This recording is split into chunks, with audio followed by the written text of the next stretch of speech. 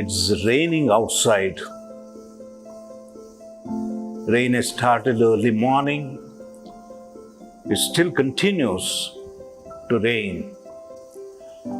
I had planned something outdoors and it started pouring. I wish rains follow a definite timetable and don't pour down arbitrarily as and when it likes and acts as a spoiled sport for all of us. I wish I could switch off the rain, lightning, thunder as I switch off the TV or music or light. Instead, I have to accept the inevitable fact that rain is beyond my control. Rain is autonomous. It decides when to pour down. It is not at my beck and call. I am not the master of rain, lightning, or master of thunder. I have to accept the suchness of this natural phenomena. The train has just left. You are still on the platform. You didn't notice train has left the place. You want to make a mobile call, the battery is flat. Sudden earthquake, North India, torrential floods in rivers, and this train accident. And you travel by trains, sudden jerks. Train moves, suddenly, blah, blah, blah, blah, suddenly jerks. Unexpected jerks. Look at traffic jam. All of us have experienced traffic jam. We don't realize that the suchness of traffic. Whenever there is traffic, there is jam, traffic jam. And we forget that we are part of the problem. You are sitting in the car, vehicle, and you will grumble against traffic jam. Traffic jam is not outside. Traffic jam is in our head. If you are resisting suchness of life, suchness of such situations, we are resisting what is inevitable, and what is the suchness of situation. The only option I have is to accept with a lot of humility, docility, this suchness of rain. But we are not, in general, accustomed to accept the suchness of situations, suchness of inevitable events of life. On such matters, I don't have any control. You don't have any control. I need to accept such factors as inevitable. I accept suchness of those facts. Maybe someone expired in your family suddenly. Were you in control of that person's life? Death of human being is a suchness of life. Those who are born have to die. That is the suchness of situation. There are thousands of such factors where we are not in control.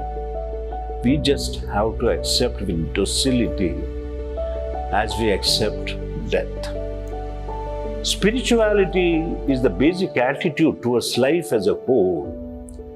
That means I accept suchness of things. It's a lifestyle of activity. It's a perspective of life. On a personal level, spirituality is how we stand before suchness of life.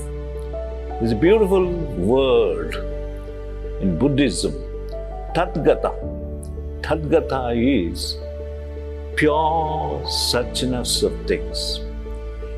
Suchness of the tree, suchness of the river, suchness of the sea, suchness of the fish, suchness of sun, suchness of the bird. Everything in this world has its own suchness. I have to respect that suchness. Let me recall the story all of you are familiar with. The story of Kisa Gautami, a widow during Gautama Buddha's time. She's a widow, had only one grown-up son. Her whole hope for the future depended on this son, and suddenly this son expires. Poor widow now is helpless, nobody to look after her, future is bleak. She runs to Gautama Buddha, leaving son's body there. She runs to Gautama Buddha and prostrates before him and begs Buddha, please restore my son to life. Give life to my son. He is my hope. Buddha told her, I cannot restore life to your son. But you could do one thing. You go from house to house throughout this village, go to each house and ask for mustard seed, provided there was no death at all in that house. You can collect mustard seed from the house where there was no death.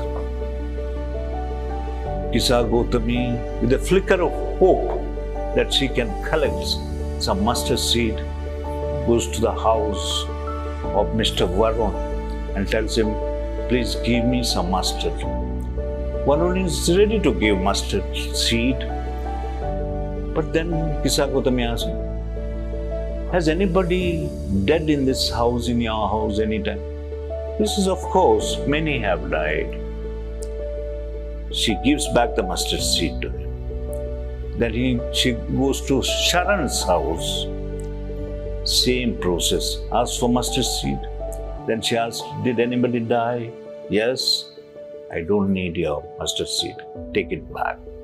Then she goes to Jyoti's house. Same. Mustard seed is given, but there was death in that family. She goes to many houses, covers the whole village with a flicker of hope that somehow there won't be death. She can bring the mustard seed and give it to Gautama Buddha. But unfortunately, every house had death.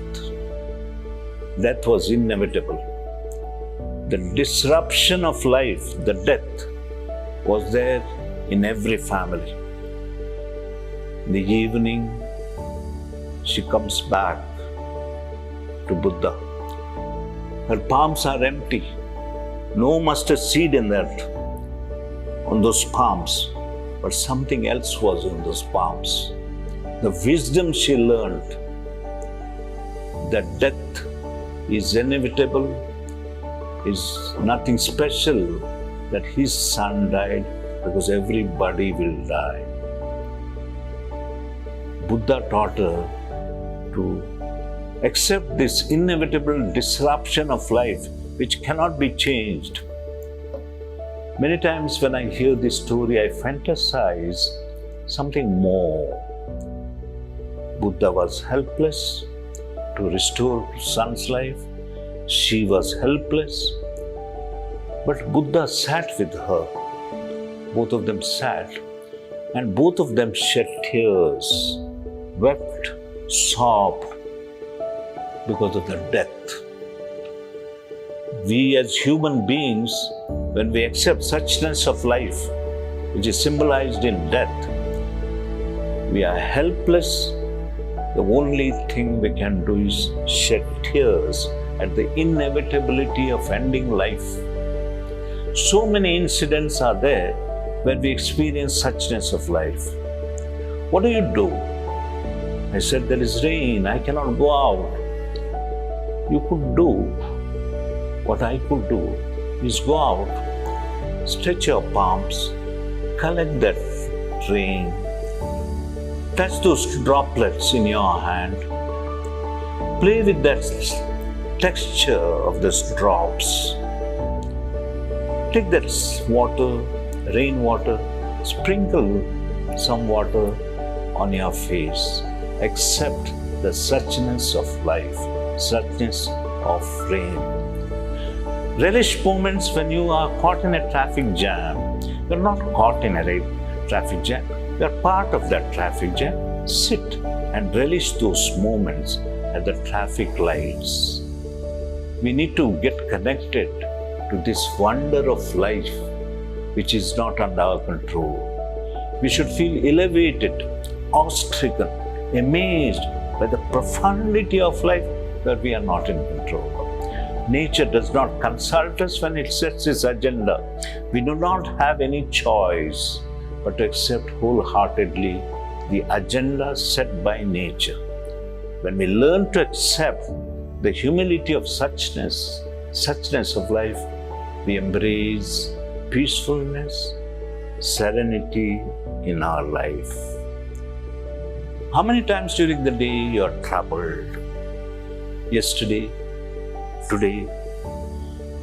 How much time do you take to be resilient, to skip from pessimism, to come out from depression, recover from some bad news, and to accept the suchness of life?